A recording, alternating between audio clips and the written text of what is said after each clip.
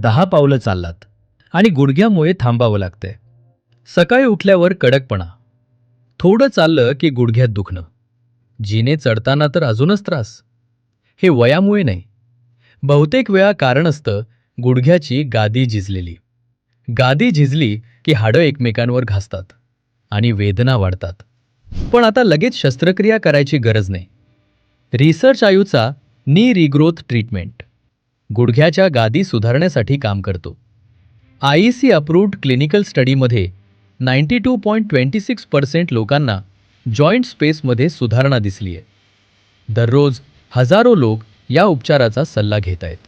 जर तुम्हालाही गुडघ्याचं दुखणं कमी करून नैसर्गिक आणि नॉन सर्जिकल पर्याय हवा असेल तर आजच रिसर्च आयूशी संपर्क करा. खालील नंबरवर कॉल करा आणि अधिक माहिती घ्या.